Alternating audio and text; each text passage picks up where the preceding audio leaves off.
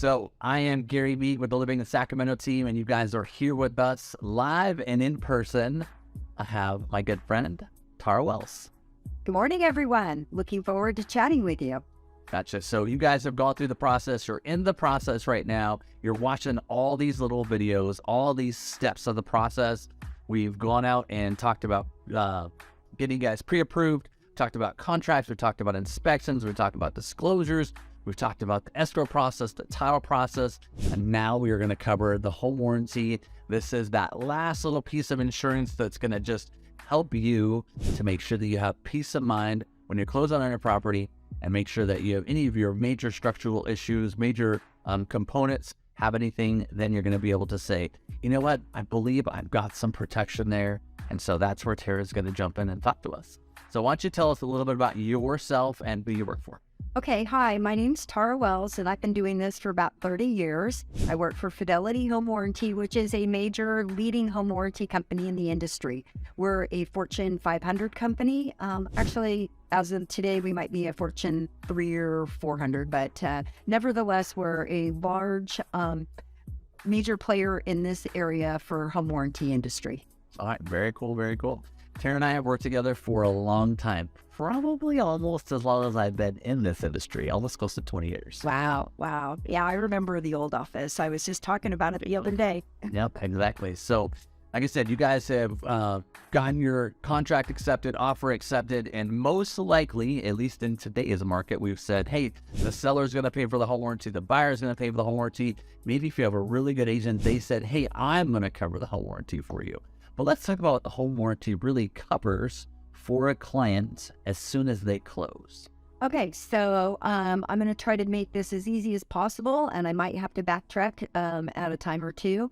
But home warranties are designed to cover the major moving components of the home. So when you think of home warranty, you think systems, heater, air conditioner, water heater, plumbing pipe stoppages or plumbing pipe leaks with the four walls coming to the center of the house. There's options that are added that are on the exterior of the house. Air conditioning is an option that can be added. Pool's an option that can be added. Well pump's an option that can be added, and so forth. But the home warranty itself is considered the four walls coming to the center.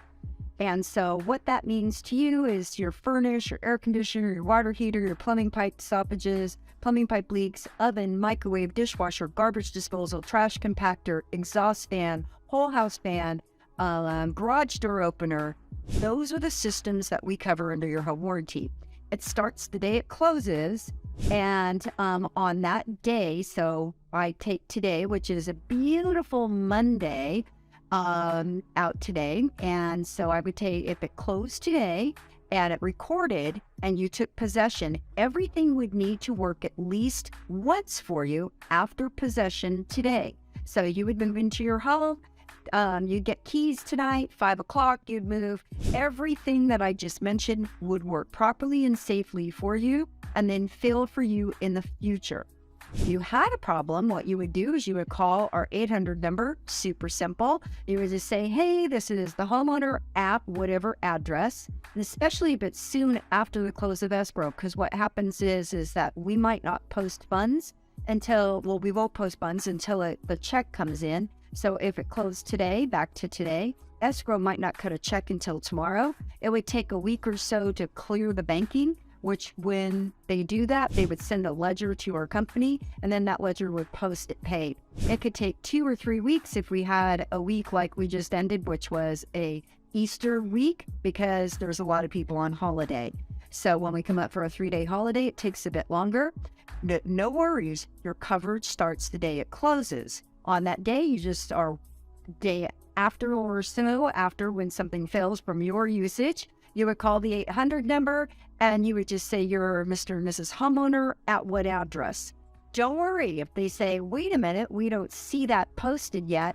All that means is that they would send an email to the title company verifying the close of escrow before it got dispatched. And of course, if you ever had any issues, you would call Gary, who would come back to me, and we would see what we could do to push that through as quickly as possible. It's an $85 service fee, and when that $85 service fee is paid, it's paid per technician. So if you have 2 leaks, it's One's $85 service fee, but the tricky one is something like a dishwasher. A lot of people think that falls under plumbing, so they call in their garbage disposal and a dishwasher. Garbage disposal is a plumber, dishwasher is an appliance repair person. Those are two $85 service fees, and then they would both get dispatched to Fidelity Home Warranty. That would call you, so it gets dispatched to us. We dispatch it to a vendor. The vendor has between 24 and 48 hours to call you and set it their soonest appointment. I know I'm talking kind of fast and putting it all in here, but I'm trying to catch as many pieces as possible.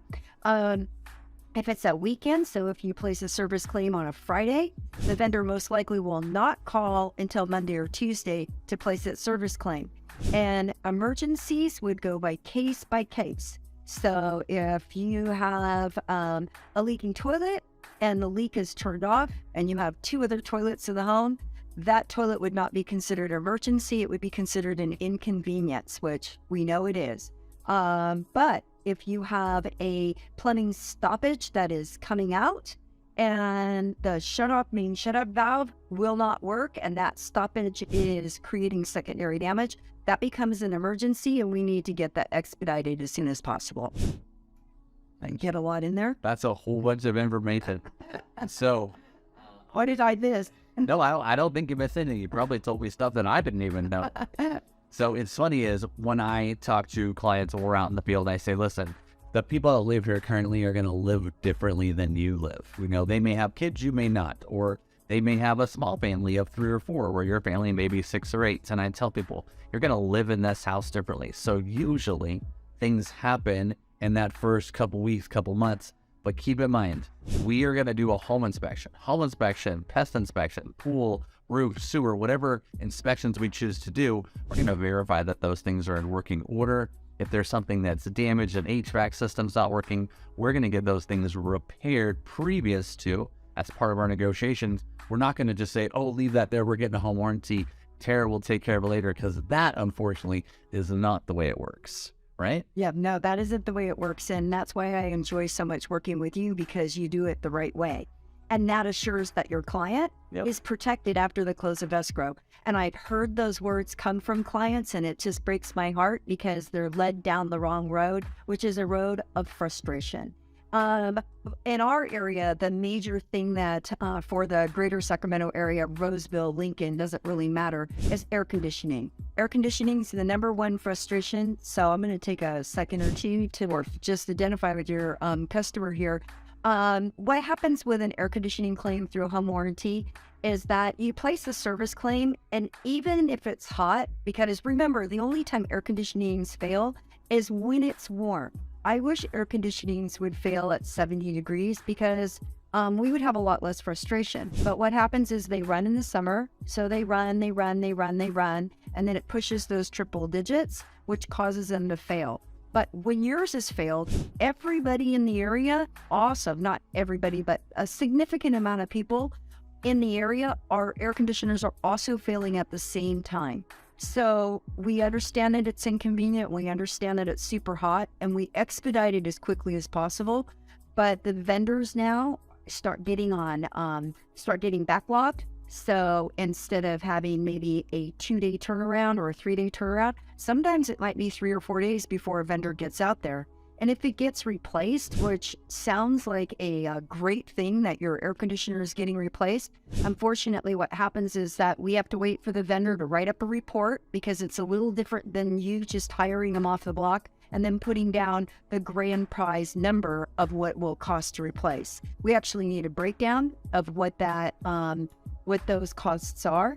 And then we order all our equipment from the manufacturer. That's what keeps us in business, is because we're not buying that equipment retail, we're buying all that equipment wholesale. So it comes in from the manufacturer, and we have no control over the time of delivery or the time delay that they might have. So when it comes to an air conditioner replacement, from beginning to end, it's usually a couple of weeks. It's one of the few times that a homeowner has out-of-pocket costs. And what that means to you is that home warranty companies cover the full system. We cover to pull out the old system and haul it away. We cover to install the new system. and we cover the $250 towards the current codes and $250 towards the current permits. However, the homeowner has the cost of any dollar amount that's over the $250 for codes. So let's say codes come into $500, the homeowner has that. The homeowner also has the cost of anything over $250 for the permits. So if the permit comes in $400, the homeowner has that small cost. The homeowner also has the cost for modifications, and we don't know what those are until we get there, and also Title 24. And then so in the state of California, there's a secondary person. So we send our vendor, and then there's a vendor hires a third-party person, which has to go back out and look at the vents and the flues and the registers to make sure that they're all sealed properly when the new unit is installed. And this is called Title 24, and the homeowner covers 100% of that cost. And so there's one plan that helps with this, and Gary can tell you about that when you're in the process, but this is the most common way. And so there is an average out-of-pocket cost to the homeowner that today's date, which is April 23, that's close enough. April 23, the average out-of-pocket cost for a complete replacement of an air conditioner is about $2,500. So I just want you prepped for that. Some heaters, it is also out-of-pocket cost, but less, probably about $1,500. And then there's also modifications for water heaters, which a lot of people don't know. And the average out-of-pocket cost for those is about $500. So those are the ways those are the out-of-pocket costs. Homeowners often ask, can I take a cash in lieu?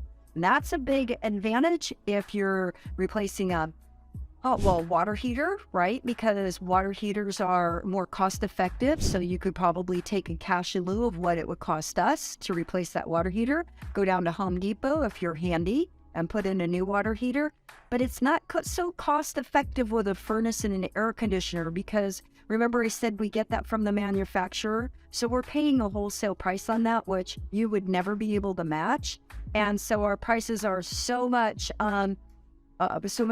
less or so much more economical that when we cash you out, it doesn't feel valid, right? You're not getting what you feel like you paid for. So sometimes you just got to kind of hold on until the air conditioner process is replaced. And we know it's not easy, but there's value to it. If you replace a condenser on your own without the heater or without the air handler, these days you're looking about $6,500 to $7,000. So there's still great value in having a home warranty when it comes to replacing one of those systems. Yeah, gotcha. So one of the things we're going to talk about is as we go through repairs, we're going to talk about negotiations. And as we see, heaters, air conditionings, and water heaters, those are probably the main three that will kind of tie into your home warranty. We're going to talk about having them serviced to see that they will work properly, and they only last a certain amount of time, 5, 10, 15, 20 years, whatever that number is.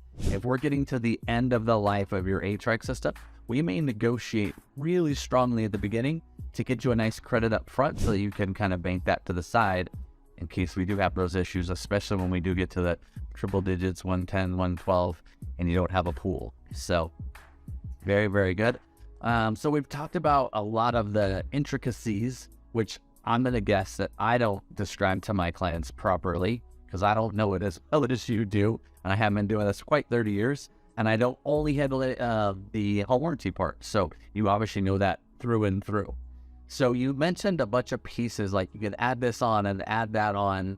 Let's start with just a rough estimate. And I know I don't like to give specific dollar figures because we're in April of 23 now, and there's other companies out there that are less expensive.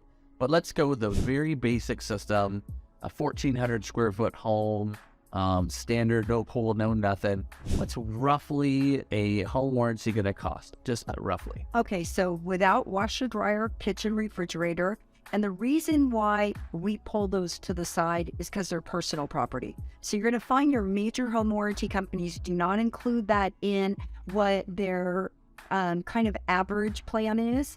And that's, it makes common sense when I explain it to people because washer, dryer, refrigerator are three components that are negotiated in the contract. You never write a contract and say, please have the seller leave the oven, right? Or please have the seller leave the dishwasher. but you might write a contract saying, I would like the seller to please leave the refrigerator, washer, or dryer. Many times the seller are taking that with them. And so with that cost built into that standard or medium plan, you're paying for that up front for something that you're not going to utilize because the seller's taking it with them and you're buying a new one that's already going to be under warranty. So with that plan without washer, dryer, refrigerator, it's $525. If you want to add the washer, dryer, kitchen, refrigerator, it's $625. Actually, I quoted wrong. It's $535. And if you want to add the washer, dryer, kitchen, refrigerator, it's $90 more for all three appliances for $625. And that's a lot of bang for the buck because if you've ever bought a new appliance, I know I have, they try to sell you their plan. It's usually about $189 per that appliance for that plan. So when you think about a home warranty covering your air conditioner, your heater, your water heater, including your washer, dryer, kitchen, refrigerator for $625 for the year, that's a lot of bang for the buck. Gotcha. Very good. All right. And we'll say, let's look at what's the cost on something that's got like 3,500 square feet, dual zones, and a pool. What's a really high end, of course, covers everything type of warranty plan gonna cost? Okay. So you can take it from the 625. I'm sorry, 625. You can take it from the 625 and you can add pool for an additional $190 for just the pool coverage. And then we've got what's called zone control. A lot of people don't know about these zone controls, but they're more common than people think. And they control the dampers to open and close in different sections of your home. You can add that option for $75. So I'd have to get out my calculator, but it would be $625, $190, and $75. If you want a robust plan, so you're just, hey, I want the king and queen of all plans, that plan's $825, but that plan adds a lot more than most people think. It adds exterior plumbing. So you remember I was talking about the 4 walls coming to the center? That plan actually covers $1,000 of exterior plumbing outside the home. So that's a huge benefit. It also, when I was talking about the not covered costs, so the covered costs that you would incur, that plan would also cover up to $1,000 for some of those costs as well. So it really helps out with stress for both exterior plumbing and those modification costs. But then you would again add the pool for $190 and zone control for $75. Gotcha. All right. So roughly $525, $535 to less than $1,000. Now that's for a 1-year plan. What if they wanted to add a second year? Oh, now you're twisting my brain because they do these odd dollar amounts. But you can add a 2-year plan, and I'm just going to tell you this: it's less than the first year times 2. Okay, very, very good. End it with something like $78, right? Whatever, 78. And I'm like, I always have to look it up myself. Gotcha. All right. So standard plan for home warranty, 500-ish to about 800, 850, depending on all the bells and whistles. If you get 2 years, you're probably 1.5 to 2 times. You said a little less than 2 times. A little less than 2 times. So that is a grand scope. So you guys have heard a ton of information. Tara gave you way more information than I'll give you. But I want you guys to remember this. I want you guys to highlight stuff. I want you to ask me questions ahead of time. If you have the opportunity, like I said, write those questions down because I do not want you guys to get to the close and say, well, is this covered? Or I'd hate for us to even be this. I'd hate for you to be a week into your property and then say, well, your air conditioning went out. And you think that, hey, it's $85 and I'm getting a brand new air conditioning, because that's not exactly correct. So make sure you guys watch this, maybe even multiple times, so that you listen to all the things that Tara said, because believe me, I'm not going to be able to reiterate them for you. Yes, you're buying that insurance policy. It's 500-ish to 800, 900-ish for a year.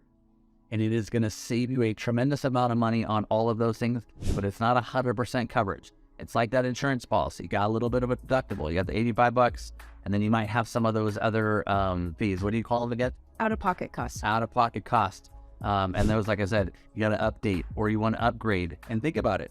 You might have a certain system, air conditioning system, and you want to upgrade it to a bigger system. You also are going to have to pay that difference because you're upgrading. They can't do that. Oh, you can't. Okay, see? Good thing we asked this question. Yeah. A homeowner can't pay the difference. All they can do is take out the cash in lieu. Oh, okay. And that's not always a benefit to them. Okay. So at that point, I'd like them to call you, and then you call me. And there's a reason, because I might say to them, instead of taking the cash in lieu, so let's say they have a house and they're saying, we would like to replace it with a 4-ton, but the 3.5 ton works. Or I might say, you know what? Do the 3.5 ton. Let Fidelity do that, and then visit a mini split or visit a 1 ton. Gotcha. It'd be a lot less expensive than taking the cash in lieu and trying to update it, because you're not going to win that way. Gotcha. So I kind of like gambling arena. You're not going to win. You're not going to win the bank. Gotcha. Right? Always stay with the home warranty company when it comes to air conditioning and heating, and find a different way to solve the problem. Okay. And they can reach out to me or you for that. Okay. Gotcha. See, I learned something again. I'm here teaching you guys and trying to share with you guys, and I learned something. So thank you for helping me learn something. Thank you for teaching me something all the time. Thank you, Gary. I appreciate you so much. Thanks for being here. Thank you. Have a great day. Thanks. Bye-bye. Bye-bye.